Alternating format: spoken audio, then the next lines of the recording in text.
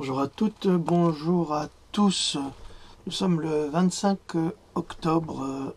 C'est bien ça le 25? Oui, c'est ça. Ou le 26? Est-ce que je vois clair? Le 25. Excusez-moi. Je ne suis pas très à l'aise avec les dates, vous l'avez compris. Nous sommes le 25 octobre 2018 et aujourd'hui je vais vous présenter Pandora 5. Malheureusement, je ne l'ai pas en forme physique, je ne l'ai pas reçu encore, mais il est disponible sur Amazon, évidemment. Alors, pour que vous sachiez ce qu'il y a dans le premier volume, parce qu'il y a 2 volumes, le deuxième volume sera disponible la semaine prochaine, certainement. La version numérique me pose énormément de problèmes. Des problèmes de conversion de fichiers, c'est une vraie catastrophe. En fait, c'est une version qui est faite plutôt pour les malvoyants. C'est-à-dire qu'elle sera lue. Ils ont des logiciels pour lire la version numérique. Mais la version papier, évidemment, est beaucoup mieux présentée. J'ai essayé toutes les possibilités. C'est assez cauchemardesque. Parce qu'ils ont changé sur Amazon le logiciel d'édition. C'est un peu compliqué. Donc il va falloir qu'on prenne de nouvelles marques. Des marques de marquage, pas des nouvelles marques de sport ou autres.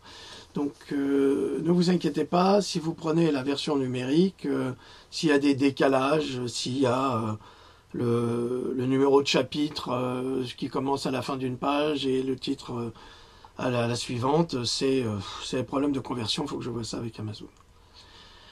Mais en tous les cas, il est très accessible, il est à 9,99 €, ce qui va permettre à tous ceux qui ne peuvent pas acquérir le livre papier de pouvoir l'avoir et le lire, sans aucune difficulté.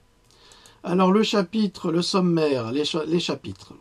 Alors introduction bien sûr, il y a en chapitre 2 la réalité aujourd'hui, ensuite une société à la dérive, les 20 questions à poser à votre cancérologue, le lait maternel pourrait-il guérir du cancer ?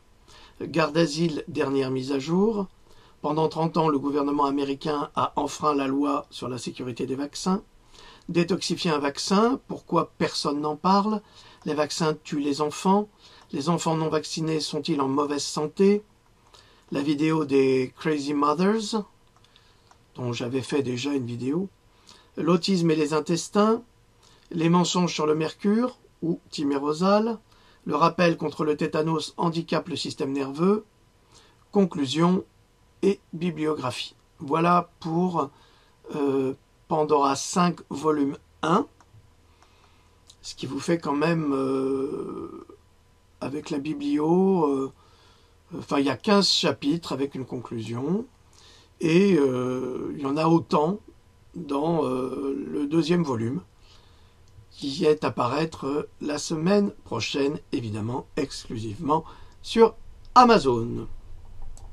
Alors, je voulais faire une petite précision, qui est d'ailleurs dans les 2 ouvrages, et qui concerne tous mes livres et toutes mes vidéos que je vais vous lire, c'est notes de l'auteur. Le contenu publié dans ces capsules vidéo se fonde sur les opinions de médecins et de chercheurs dans le domaine médical et scientifique.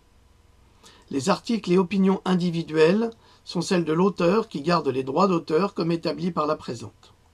Les informations fournies sur ces vidéos ne sont pas destinées à remplacer une relation directe avec un professionnel de santé qualifié et ne sont pas destinées à être considérées comme des conseils médicaux. Toutefois, ces informations sont fournies avec le but de partager les connaissances et les données obtenues à partir des recherches et de l'expérience de chercheurs internationaux. L'auteur encourage chacun à prendre ses propres décisions en matière de soins et de santé sur la base de ses recherches personnelles et en collaboration avec un professionnel de santé qualifié. Si vous êtes enceinte, si vous allaitez, si vous prenez un médicament ou si vous avez un problème médical, consultez un professionnel de santé avant d'utiliser les produits sur la base du contenu des informations distribuées dans ces vidéos, dans toutes les vidéos de l'auteur, soit les miennes, Philippe Alexandre Gendroc. Donc, ceci vaut pour tout mon travail. Ne me prenez pas pour un médecin que je ne suis pas. Je ne suis pas un soignant, je suis juste un chercheur, un universitaire, qui fait ses recherches, sans l'aide de personne, pour vous informer au mieux à partir de sources scientifiques établies. C'est-à-dire que je ne vais pas jouer à vous faire des recettes si ces recettes n'ont pas été réalisées par des médecins ou des chercheurs et qui ont fait leurs preuves. Voilà. Donc que les choses soient claires et définies. Alors, ça, c'est la première petite chose. Maintenant, j'aimerais vous lire peut-être un début de chapitre pour vous informer. On va commencer par le garde asile parce que c'est vraiment quelque chose. Alors, je vous signale que le garde asile est un nom déposé, est une marque déposée, donc il faut l'indiquer. C'est indiqué dans mes ouvrages. Il n'y a pas de problème de manque de respect de droits. Au contraire, tous les droits sont respectés, les droits de Merck, puisque comme c'est une marque déposée, comme mon nom d'ailleurs, je vous le signale, c'est important. Alors, rechercher, je vais aller à atteindre la page 220. Voilà. Voilà. Excusez-moi. Petite perte de temps. Parce que les documents sont très fournis. Bon, il y a le garde asile. Mais il y a aussi le lait maternel pourrait-il guérir du cancer? Oh, je vous ferai le garde asile un autre jour. Allez. Aux États-Unis, une nouvelle étude de l'université Vanderbilt a déterminé qu'un mélange complexe de protéines, de sucre et de graisse dans le lait maternel offrait une protection efficace contre toute une gamme d'infections bactériennes auprès des bébés allaités. Les chercheurs ont constaté que les avantages remarquables de l'allaitement maternel, et notamment celui de l'administration de substances antibactériennes, ne sont pas présentes dans les préparations synthétiques et industrielles pour nourrissons et autres substituts du lait maternel, souvent imposés de force par certains pédiatres ou industriels de l'alimentation, spécialisés dans les aliments à base de produits lactés en direction des enfants. Donc vous avez compris, le lait maternel est une substance extrêmement bénéfique pour la santé et des bébés et des cancéreux. Et on l'a découvert dernièrement suite à des recherches qui ont été menées avec succès et sur plusieurs années. Donc c'est tout de même important de le noter et votre cancérologue ou votre oncologue devrait en être informé et peut-être qu'au lieu de vous proposer une chimiothérapie, celui-ci pourrait proposer un protocole avec du lait maternel. Mais on va y venir. On y vient. Voilà. Les résultats de cette étude ont été présentés lors de la réunion annuelle de l'American Chemical Society à Washington, D.C. le 20 août 2017. Vous voyez que c'est pas hier, hein. C'était juste l'année dernière, mais ça fait des années qu'on travaille dessus. Et elles ont été publiées dans la revue ACS, Infectious Diseases. Vous allez voir après toute la presse internet va se jeter dessus là, sur Pandora, puis ils vont nous sortir tous les articles. Ça, on a l'habitude. Ainsi, c'est normal, Chandre qui fait le ménage, il nettoie tout, et après, il y a toutes les mouches qui se mettent dessus. Mais peu importe, le principal, c'est que l'on en parle et que l'on sauve le plus de personnes possible. Ainsi, j'aimerais simplement qu'ils mettent les références, c'est tout. Ce serait une honnêteté intellectuelle, mais nous vivons dans un monde où l'honnêteté disparaît peu à peu, au profit de l'arnaque et de l'escroquerie patentée. Ainsi, il est désormais prouvé que les éléments biologiques qui composent le lait maternel entravent efficacement le développement bactérien indésirable et nombre d'infections.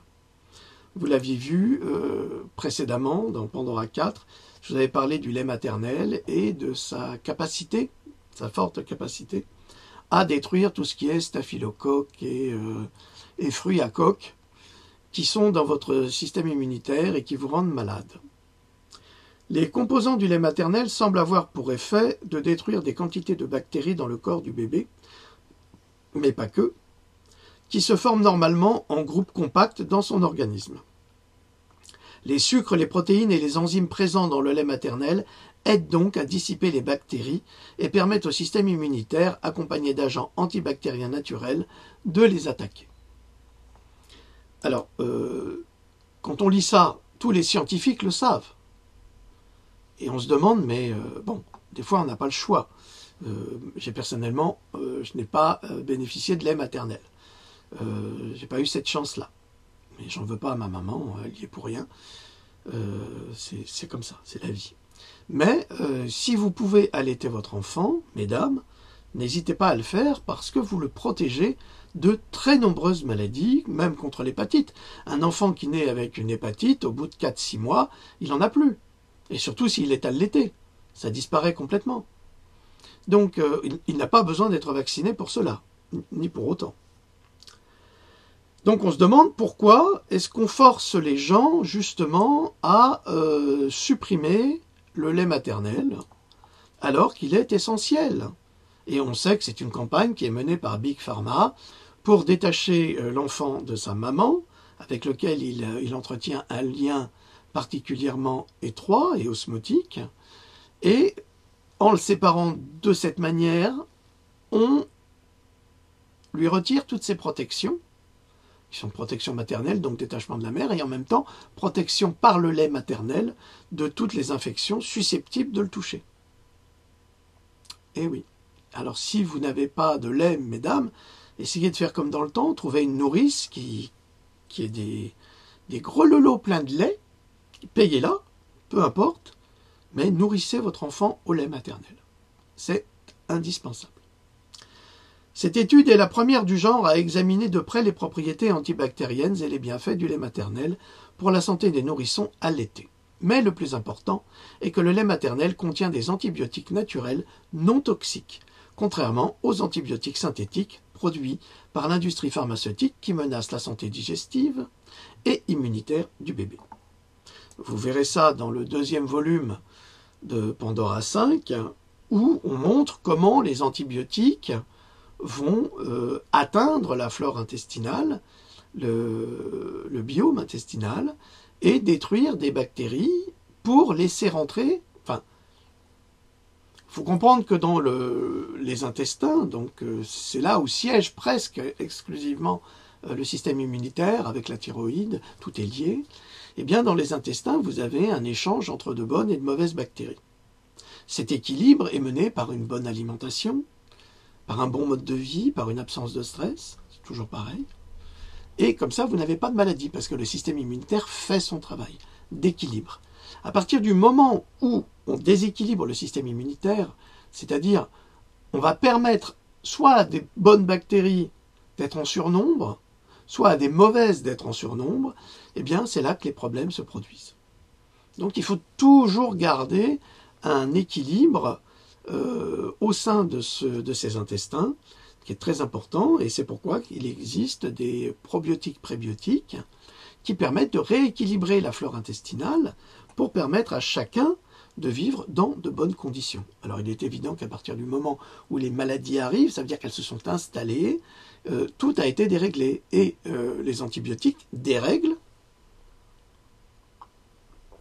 inévitablement la flore intestinale, et par extension, et entre autres pour les femmes et même pour les hommes, eh bien, des problèmes gynécologiques se produisent à la suite de prise d'antibiotiques.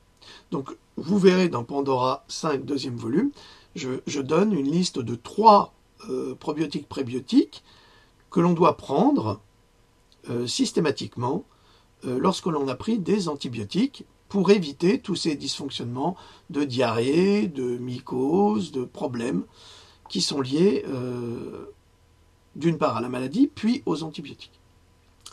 Voilà. Par exemple, un streptocoque du groupe B a été testé spécifiquement sur un enfant allaité car c'est l'une des causes les plus fréquentes d'infection chez les nouveau-nés à travers le monde. Il a été prouvé que les propriétés du lait maternel aident à affaiblir et à tuer très efficacement les colonies de streptocoques présentes dans l'organisme des nourrissons, et peut-être pas seulement chez les nourrissons. Nous avons là une autre voie pour soigner des adultes envahis par des colonies de streptocoques. Donc, je me suis trompé, je vous ai dit c'est Pandora 4, mais non, c'est dans Pandora 5, le premier volume, où vous apprenez que le lait maternel a la capacité de détruire les streptocoques, qui sont ces petits esprits malingres et noirs, comme disait Roland Barthes, qui vont vous coloniser et puis vous atteindre du point de vue de la peau, du point de vue de plein de facteurs, et ça peut être très grave parce qu'il peut y avoir des effets secondaires. Vous avez, on en a plein, hein, de ces fruits à coque, comme je les appelle, sur le visage, sur les mains, sur le corps, dans les pliures. Il y en a plein, mais notre système immunitaire nous permet de les gérer et de les maintenir à un état dormant ou de les détruire. Mais s'il y a une surcharge, eh ben, là ils sortent. Puis vous avez des taches, et puis vous vous grattez, et puis ça s'infecte, et puis ça dégénère, c'est l'enfer. Donc, on se rend compte que le lait maternel a ces propriétés-là. Ce qui est extraordinaire, et c'est ce que ne vous disent pas, malheureusement, les médecins, parce qu'ils ne le savent pas. Pourquoi ils ne le savent pas? Mais parce qu'ils sont dans le bouillon tout le temps, et qu'ils n'ont pas le temps de lire les dernières études, et qu'ils sont abonnés à des journaux de Big Pharma, qui leur disent tout le contraire, alors ils croient ce qu'on leur dit, et on ne peut pas leur en vouloir. C'est ce qu'on appelle du matraquage médiatique, quelque part, et du contrôle mental. Malheureusement, c'est le cas. C'est dur de dire à un médecin qu'il est contrôlé, mais quand il prend conscience de la réalité, ben, il va jeter tous les vaccins à la poubelle. Ça, c'est évident. Et d'ailleurs, je prédis que dans les 10 ans à venir, il n'y aura plus de vaccins. Mais non, il y a trop de dégâts qui sont causés par les vaccins aujourd'hui. Et que des ignorants nous envoient des commentaires absolument débiles en disant que c'est les vaccins qui ont éradiqué les maladies, la variole ou je ne sais quoi, c'est absolument faux, puisque les vaccins sont arrivés sur le marché après que les maladies aient été éradiquées. Et tous les documents du 19e siècle nous prouvent que les campagnes de vaccination contre la variole n'étaient absolument pas efficaces, et je vous l'ai prouvé dans Pandora 3 et 4, avec des documents historiques. Les avantages de l'allaitement sont évidents, et il est tout à fait surprenant de devoir entendre de la bouche même de scientifiques le contraire. Et ça, c'est la médecine allopathique, et c'est assez problématique, parce qu'elle est pleine de contradictions. En même temps, elle nous parle de science, et en même temps, cette science est invalidée par la science.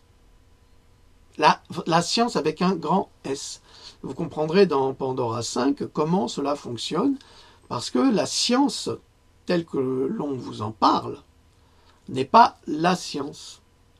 La vraie science ne tient pas compte des contingences économiques. La fausse science se fige, justement, sur le marché économique. Pourquoi est-ce qu'aujourd'hui, on continue à faire de la recherche sur le cancer, alors que déjà Royal Rift, dans les années 1936, 33-36, avait créé une machine qui détruisait le cancer? Pourquoi?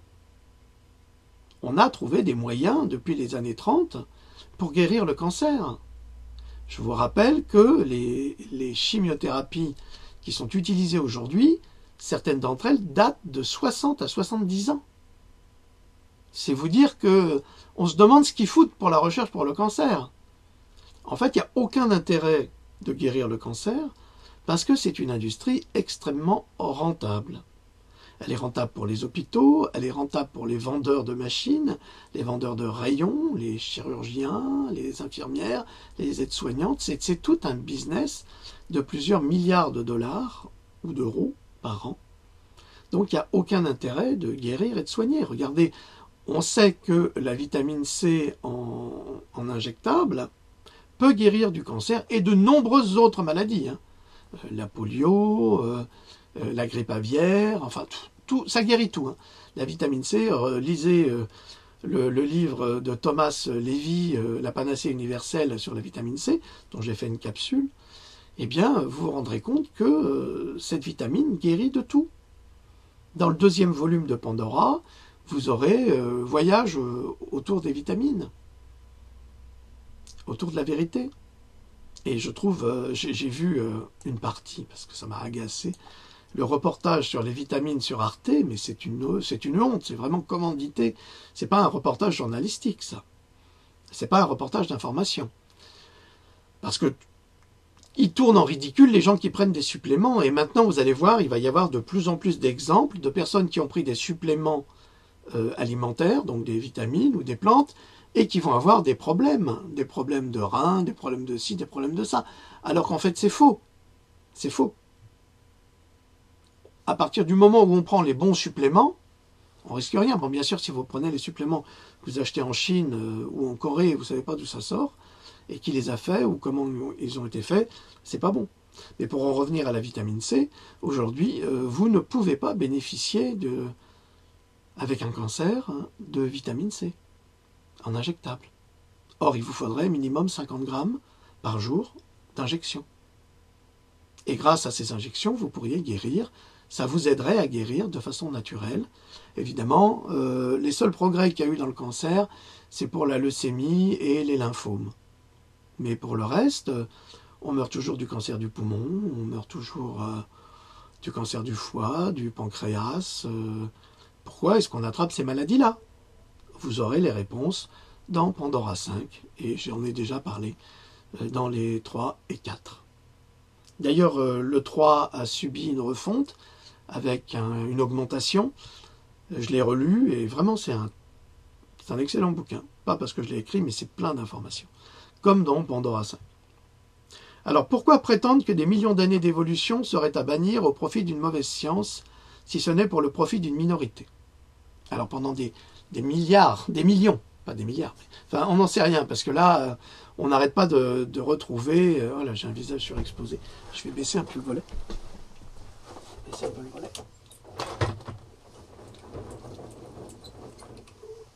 Voilà.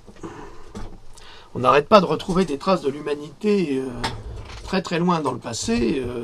On nous disait moins 15 000 ans, moins 20 000 ans, mais là c'est moins 240 000 ans. Et on va retrouver à moins de millions d'années sans aucun problème. Donc on va dire que ça fait plusieurs dizaines de millions d'années que l'humanité allaite les enfants. Et sans aucun problème. Hein. On retrouve des traces... dans l'Égypte ancienne, on retrouve des traces partout dans toutes les sociétés où on allaite les enfants. Hein.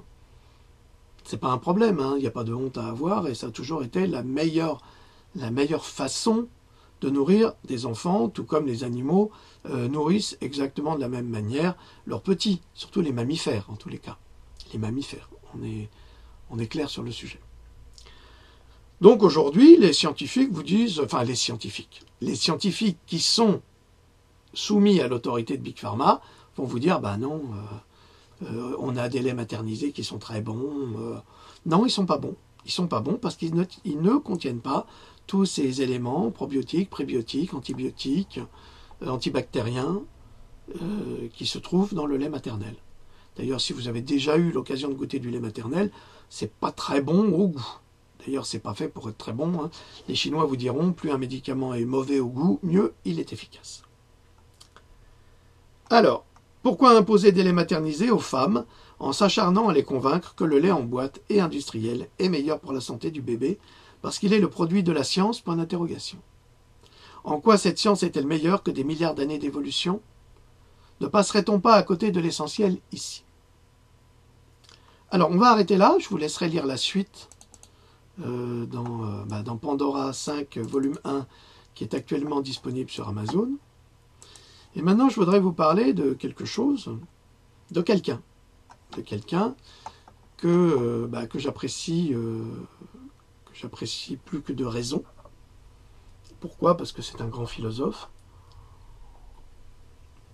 Et pour moi, certainement le plus grand philosophe du XXe siècle. Et que des imbéciles sur Internet se sont amusés à salir sans le lire, ni le comprendre, ni savoir qui il était. Alors j'ai beaucoup apprécié les malveillants qui disaient « oui, Steiner est un nazi ». Bon, je voudrais simplement vous rappeler que Rudolf Steiner est mort empoisonné par les nazis en 1925. Ok? Hitler est arrivé au pouvoir à partir de 1933-1936. Vous voyez un petit peu le décalage? Donc tous ceux qui viennent vous parler de Rudolf Steiner en le traitant de nazi, ferait mieux de revoir l'histoire, d'une part, et surtout d'étudier le grand philosophe. Alors je voudrais vous lire un petit passage d'un ouvrage qui est publié, qui coûte pas cher, qui s'appelle La vie après la mort, de Rudolf Steiner. Un petit passage, mais juste pour vous montrer l'esprit de l'homme. Comme ça, vous allez vous faire vous-même votre propre idée sur le génie de ce philosophe et surtout sur sa bonté vers l'humanité. Donc tous ceux qui viennent nous parler de Rudolf Steiner en nous parlant du nazisme ou du satanisme, eh bien, vous allez comprendre que le problème, c'est que Steiner a dénoncé justement les satanistes. Il les a montrés sous leur vrai jour. Et aujourd'hui, ces mêmes satanistes ne le supportent pas. Donc, ils font de l'inversion du discours, de l'inversion du langage, en disant que c'est lui le sataniste. Alors que ce soit des gens cultivés ou pas, qui en parlent de cette manière, sont des gens qui sont fondamentalement malveillants et qui s'attaquent à un homme absolument remarquable qui a voué sa vie à l'humanité tout entière. Et c'est pour ça que j'aime Rudolf Steiner, et c'est pour ça que j'aime le lire, même si c'est très compliqué parfois, mais parce que c'est un esprit brillant qui est en avance sur son temps, et encore aujourd'hui, et qui dans 200 ans sera toujours en avance sur son temps. Parce qu'il a une pensée universelle, il est inspiré par la source, et son objectif, c'est d'aider son prochain. Alors, je vous rappelle qu'il n'a jamais écrit de livre, mais il a fait des conférences. Au cours des 3 conférences que je vais donner, et là, on est 1 an avant sa mort. Il a déjà été empoisonné. Le Goetheanum, qui était ce centre de l'anthroposophie où on venait échanger des idées, comme dans l'agora grecque, au temps des Grecs, où on échangeait les idées librement, a été brûlé par les nazis. Parce qu'il ne fallait absolument pas développer justement une pensée contraire à l'extrémisme nazi. Alors, vous comprenez pourquoi je suis un petit peu énervé lorsque je lis ou j'entends des crétins, il n'y a pas d'autre mot, incultes, qui osent dire des choses pareilles, qui sont absolument sans fondement, et tout à fait ridicules. Au cours des 3 conférences que je vais donner, je voudrais essayer de montrer comment l'anthroposophie nous offre une connaissance de ce qui est spirituel dans l'univers et dans l'homme, mais une connaissance de telle nature que l'on peut en retirer de véritables impulsions intérieures pouvant féconder dans l'âme la vie morale et la vie religieuse. Je vous rappelle qu'aujourd'hui, on est dans une société qui est sans vie morale et sans vie religieuse. Et c'est pour ça que tout fout le camp, dans tous les sens. Il n'y a plus aucun repère. Le président nous a montré un exemple de son absence totale de morale. Nous l'avons vu avec la fête de la musique, avec Saint-Martin, où il va voir un jeune dealer que la police connaissait déjà. Il rentre dans une maison qui sent la drogue à plein pot, c'est pas gênant, et une semaine après, le mec est arrêté. Donc on est sans morale et sans vie religieuse, et ça, les socialistes ont déjà commencé à détruire cela avec M. Hollande.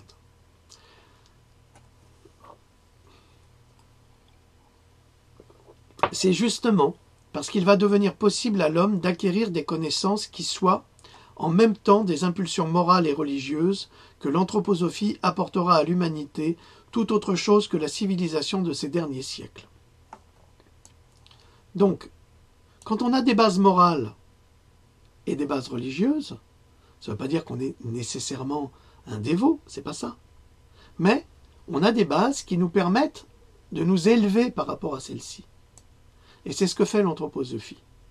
C'est-à-dire qu'elle permet de donner quelque chose de plus pour aller au-delà des apparences qui nous ont été données par la vie morale et par la vie religieuse, qui est notre base, notre fondement social et culturel. Alors, le mal dont a souffert cette civilisation vient de ce qu'elle mettait au jour des connaissances d'une envergure grandiose, sciences naturelles, économiques, philosophiques, mais que toutes ces connaissances n'occupaient réellement que la tête de l'homme. Les impulsions morales et religieuses ne pouvaient plus alors jaillir que du cœur, de l'âme sensitive. Là, elles se présentaient sous la forme de l'idéal moral et religieux, mais ces idéaux contenaient-ils une force suffisante pour que le sentiment animé par eux pût créer des univers réels? Assuraient-ils à l'homme un avenir dépassant l'instant de la mort, instant où le monde physique, présent, serait évanoui? À ces questions, la science moderne ne pouvait rien répondre. Et c'est de là que naquit le grand doute du siècle dernier, le grand doute de l'époque présente. Je voudrais aujourd'hui considérer l'être de l'homme sous 3 aspects. Cet être de l'homme, nous le suivons des yeux entre la naissance et la mort. Nous nous trouvons, avec toute notre destinée, pris entre ces 2 limites, la naissance et la mort. D'une part, la naissance, ou plus exactement la conception, d'autre part, la mort. La naissance et la mort ne sont pas la vie. L'une commence la vie, l'autre la termine. La question qui se pose est celle-ci: le monde d'examen qui nous sert dans la vie, entre la naissance et la mort, soit qu'il s'agisse de comprendre notre propre vie, soit qu'il s'agisse de comprendre celle de nos semblables, ce mode d'examen et d'étude peut-il servir à considérer, la naissance elle-même, la mort elle-même? Ou faut-il, au contraire, qu'à ces 2 termes, l'examen se transforme entièrement? Commençons aujourd'hui par envisager la mort qui clôt d'une manière si précise l'existence terrestre de l'homme. La mort ravit le corps physique de l'homme. Elle prend cette forme humaine que nous avons devant les yeux et la rend à la vie de la terre. De quelle manière la mort ravit-elle ce corps physique? C'est la terre, ce sont les éléments qui reprennent l'homme terrestre. Ce sont ses propres éléments s'il y a sépulture et l'élément du feu s'il y a crémation. Qu'est-ce que la terre peut faire de cet être humain qui percevait nos sens? Elle ne peut que s'appliquer à sa destruction. Jetons un regard sur les forces qui sont autour de nous. Lorsque les cadavres humains leur sont livrés, elles ne peuvent rien y construire, elles ne peuvent que le détruire. Nous pouvons dire par conséquent que les forces de la nature nous entourent, qui nous entourent, ne sont pas constructives, car dès que le corps humain leur est livré, elles le désagrègent. Alors, on va arrêter là, mais vous avez un petit aperçu de l'esprit d'un homme qui réfléchit et qui va expliquer le rôle de la vie, de la mort et de la vie après la mort. Je vous rappelle que Rudolf Steiner a également parlé du monde visible et du monde invisible, pour ceux qui s'y intéressent, bien sûr. Et il a aussi parlé des mystères de l'Égypte, d'une façon tout à fait remarquable. Vous pouvez trouver ces livres qui ne sont pas chers sur Kindle, par exemple. Donc sur Amazon, vous pouvez les trouver pour pas grand-chose. C'est extraordinaire. Vous avez une banque de données et d'informations qui vous permettra de vous élever et d'accéder à d'autres connaissances qui pourront vous ouvrir l'esprit et la conscience. Or, aujourd'hui, nous vivons dans une société où tout est fait pour, justement, ne pas ouvrir la conscience des gens. Alors, j'ai regardé ce matin, à 5 h du matin, j'ai vu la vidéo de M. Vincent Lapierre sur Dieudonné. Je dois dire que j'étais effaré, abasourdi, de voir 12 camions de CRS pour empêcher Dieudonné de faire son spectacle. C'est comme si on interdisait à Molière, bon, on l'a fait, c'est pour ça qu'il a été sur les routes de France faire son théâtre, puis après qu'il est revenu, qu'il a récupéré les faveurs du roi. Mais là, on est exactement, enfin, on est pire, on est pire. C'est-à-dire qu'un homme, sans doute le plus grand comique français actuellement, celui qui a la plus belle plume, hein, un écrivain hors pair, en tous les cas pour ses spectacles, il est remarquable. Il est drôle, il nous fait rire, tous, de toutes les sociétés, de toutes les couches sociales. Il est intelligent, il est brillant. Eh bien, le meilleur comique français est interdit de spectacle. C'est absolument scandaleux. Pour moi, c'est un scandale absolu. Dans le pays de la Révolution française et des droits de l'homme, on est là à empêcher un artiste de s'exprimer. Et faut pas qu'on nous raconte tout et n'importe quoi. Il n'attaque pas systématiquement les juifs, c'est pas vrai.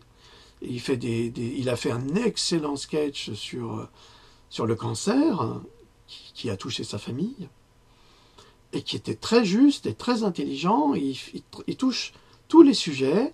C'est le rôle justement d'un amuseur. C'était le rôle de Molière qui a fait exactement la même chose. Et pour moi, Dieudonné, Mbala Mbala, eh bien, c'est le nouveau Molière français à qui on coupe la parole. Et je suis très étonné que les politiques qui sont toujours là à hurler à la liberté d'expression ne viennent pas au secours d'un artiste remarquable qui, parce qu'un jour, a parlé d'une chose qui a vexé certaines personnes, est mis à l'index, comme dans les pays communistes au temps de Staline. Il aurait été au goulag. Hein.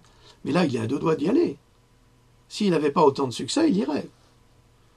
En fait, je pense qu'il devrait faire des spectacles vidéo, et les vidéos circuleraient, et là, il n'y aurait pas de camions de CRS. Alors, 12 camions de CRS pour un artiste pacifique, et dans les banlieues, ça flambe, et il n'y a personne.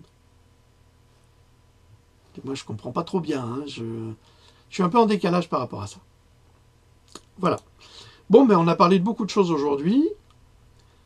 Je pense que ça suffit, hein, on va faire court. Je vous ai donné des petits exemples. Maintenant, c'est à vous de continuer à faire ces recherches. Si vous êtes intéressé par Pandora 5, ben, je vous en prie. Vous le trouverez sur Amazon. La première partie, en tous les cas, qui fait plus de 540 pages. C'est pas le nombre de pages qui importe. Mais c'est pour vous dire qu'il y a 540 pages d'informations. Et dans le second volume, il y en a 400 et quelques. Hein. Il y a 420 à peu près. Selon les formats. Bref, passons. Donc il y a énormément d'informations. Vous avez près de 900 pages en tout d'informations médicales, de réflexions philosophiques, de questionnements. Comment vous aider, comment vous permettre de comprendre les soins, autant sur le cancer que sur la vaccination, que sur les maladies, que sur les suppléments vitaminés. Alors maintenant, comme je vous l'ai expliqué, les nouvelles campagnes de Big Pharma, c'est de détruire tous les suppléments vitaminés, de sorte que vous n'ayez plus aucun moyen de vous soigner. Alors je vous rappelle quand même, mesdames, que si vous prenez régulièrement du sélénium avec de la spiruline pour la stocker, eh bien vous fuirez le cancer du sein, par exemple. Si vous prenez de la vitamine D, idem. J'ai tout un chapitre sur la vitamine D dans Pandora 5, deuxième volume. Donc tout est expliqué. Et tout ça, ce ne sont pas mes réflexions personnelles. Ce sont des réflexions de scientifiques qui ont fait des études extrêmement poussées, en double aveugle, évidemment, et qui montrent l'intérêt et l'avantage des vitamines et des minéraux.